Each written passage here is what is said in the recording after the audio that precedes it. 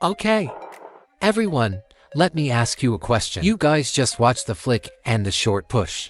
What do you feel is the difference between them? Can anyone answer me? Friends in the live stream, you should all know by now. Let me ask everyone, do you know where the difference lies between the short push and the flick? Can you see where the difference is now? I'm sure some of you, many of you know about it. Everyone, if you haven't followed, please join the fan club and light up the badges. Contact point. That's right.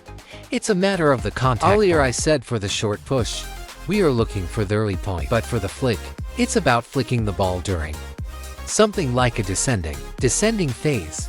There's a lot to this descending phase. We wait for the ball to bounce to its highest point and let it drop just a little bit before you go and flick it. On this point, what I explain here including what I might say, maybe you guys might not fully understand. You can feel it for yourselves in the same way. Just toss the ball onto the table. After tossing it, try to feel it. Toss it on the table, wait for the ball to bounce up, and then flick it. It's equivalent to, frankly, I don't know how you guys have this feeling myself. When the ball bounces to the highest point as it starts to drop, that's when I choose to flick it.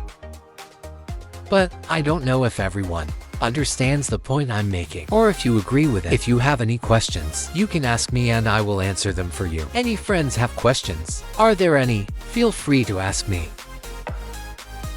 You can ask me why. Or if you have something like, I've learned this 3 times. Basically, this I know, is that you have to practice stability. Does everyone get it? Come on. When will the high loop course be out? Because the person recording for our team is not in Beijing. It's not the highest point. That's why I'll explain to you in a bit. Why I want you to choose to flick the ball when it drops a bit from the highest point. Do you have any doubts? Alright, those of you saying it's the highest point, you think you're right. I will explain it to you in a moment. It's good to have these dissenting voices so that I can convince you. Come on, friends. Come on. Let's just say this now. How many of you friends just thought it was at the highest point? How many people said it's the highest point? I want to ask. Come on. How many friends said it? Come on, How many say it's the highest point? Those who say highest point, type Let me see how many there are. Guys, you all think it's the highest point? Right. Okay. Then I'm going to do a demonstration now. I will explain to you why we don't choose the highest point. Watch closely. I'll demonstrate it for you. I'll zoom in the camera. Come on. Watch closely. I've zoomed the camera in. Pulled it to this position. Come watch me flick. Come, brother Bao, serve a couple to me. Now you change from me. You're not the streamer anymore. I'm the streamer. You are the streamer. Today, First, let me ask you a question. Let me flick one first. First, I will flick the ball at its highest point. Look and see if it is the highest point. Just a short ball is fine. Short ball is fine. Is this the highest point? I feel like I definitely wouldn't lie to you. I am flicking at the highest point here. Is this the highest point? Does this count as the rising phase? Rising phase. This is called the rising phase. This is the rising phase. This is completely the highest point. Look. My ball here is at the highest point. Pointing. My hand is out in front. This is the highest point. That's right. Then why would you get the feeling that this is taking it early? Because there is no distance between my hand and the ball. You will feel like I'm taking it early. Actually, I'm hitting it right at the highest point. Did you understand? Then why did I say the flick is different from the short push? For the flick, we need to pull our hand back. Create a certain distance from the ball. Right. So if I pull my hand back, watch. If I open up my hand, during this process of opening this ball will transition from the highest point to the descending point. Look for yourselves. That was a bit long. Watch. This is the descending phase, right? Isn't this a bit of a descending phase? The ball reaches this highest point, and then drops, right? Isn't this what I was saying? This is the descending phase. You should be able to see it on the camera. After reaching here, its trajectory will drop, right? Friends. Now, the person who said no, tell me why it's not.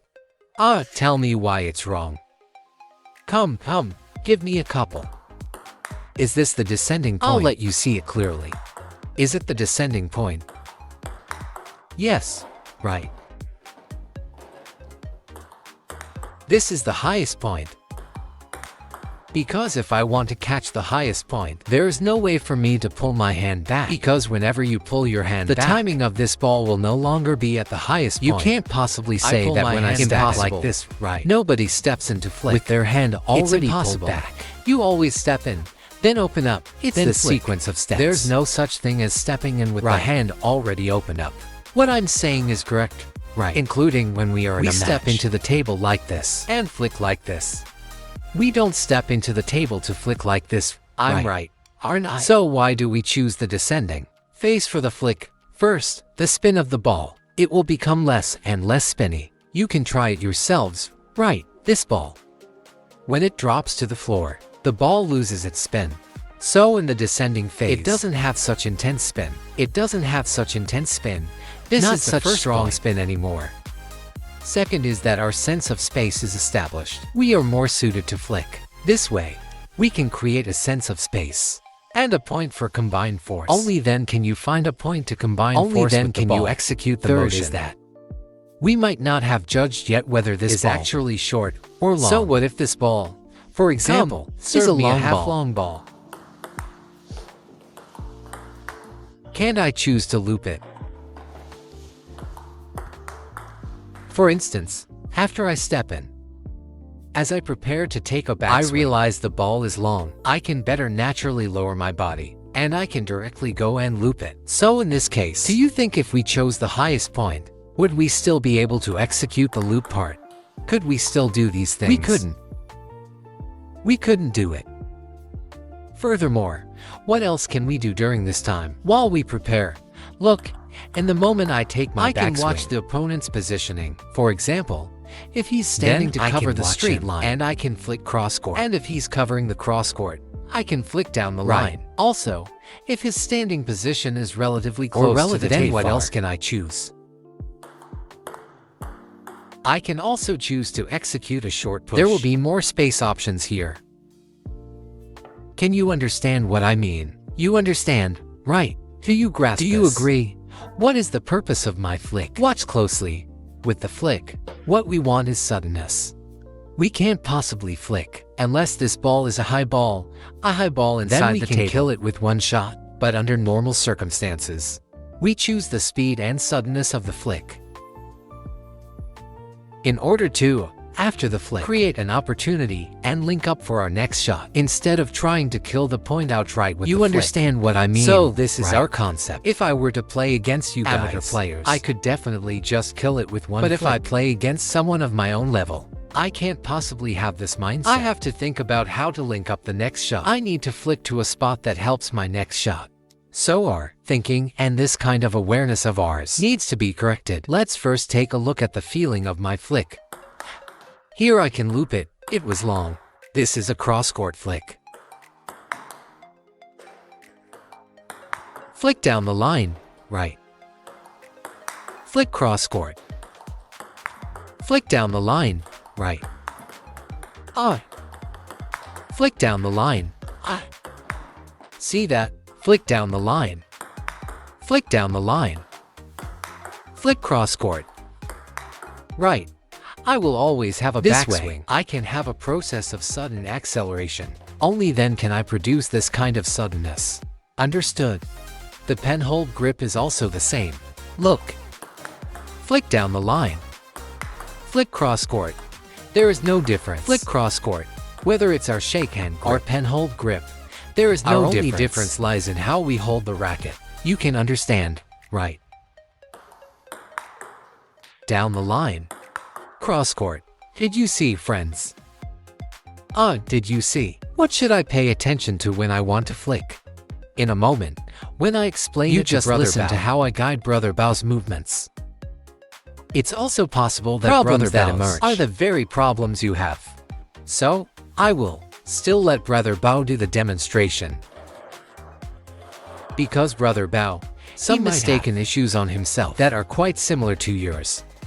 So it's possible that when I perform it, you all watch and don't see any problems. I might also feel there's no problem But with I feel myself. Others watching me will definitely see problems. I will have too. Brother Bao flick. And then you guys can take a look. Brother Bao, does he have the same mistakes and problems Let's as you? progress together. Take a look.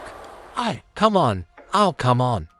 So in a moment, when I'm talking about You can Brother see if Bao, you have it on yourselves. Hey, Brother Bao's movement is just like we both have the same problem. All right, listen to how I explain it to Brother Bao. First, for the flick, pay attention. It's the same. Step in with your feet first, and your body must also move in. Try as much as possible to keep our hand close to our body. Like I said earlier, don't extend it way out. It must be kept closer to the body. What should the feeling be? Be able to let your body press down on your arm. Rather than having your arm extend way past your body, it should be under your body. Able to control it like this. Use your body to control it. This is the first step we need to do. The second step is our racket angle. When we are flicking, when we can flick, we can come up using this short push form. That is, your racket can come in like this. We flick. Why would I have you do it this way? Because it's possible you will push this ball, or it's possible you can directly flick it. You understand what I mean? Everyone, right? You can understand what I mean. When we first step up, for example, I come in like this to return a serve. Your racket angle can come in like this. Don't come in like this. What if this ball is really a backspin ball or a very heavy one? Then it will be hard for you to flick. When you are like this, it will be easier for you to transition to a flick. Think about it yourselves. Transitioning like this way is hard to flick. Transitioning from this way to this way is definitely easier. I'm right. Makes sense. Brother Bao is nodding again. Whenever he has this expression, he highly agrees with. Therefore, for this ball, what do I not recommend you do? As soon as you step up, you can, for example, open this hand up a bit. I pull it back a bit, but you can't be too flat. You can't be like, let me pull the camera closer. Otherwise, I think you won't be able to see. When I guide Brother Bao's movements, you guys need to watch. I'm guiding Brother Bao's movements. You guys watch carefully. Closely. That is, when we step in. We can step in like this.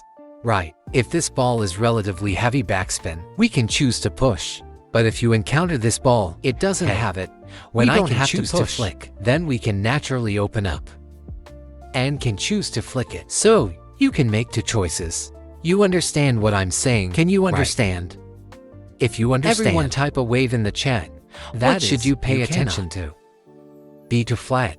If you are too flat, it will be hard to flip over for this shot. Hard to flip and you can't control it. So everyone needs to master this degree well. Just don't be too open. Let's just not do things to such an extreme. That's just all. This kind of feeling is fine. And then also try to keep it as close to your body as possible. Open up. At the moment of flicking, what is the feeling? Let me tell you. After I tell you, you can share your feelings with others. After opening up, you use your forearm and your wrist. It's the upper arm that drives the forearm forward. Right, his upper arm. Look. The upper arm drives your forearm and wrist to move forward. Your forearm and wrist are what ultimately decide how you press down and catch that ball. That is to say, it's no problem for our upper arm to push forward. But when I finally apply force, I do it through the power of my forearm and my wrist to complete this stroke on the ball. Did you understand?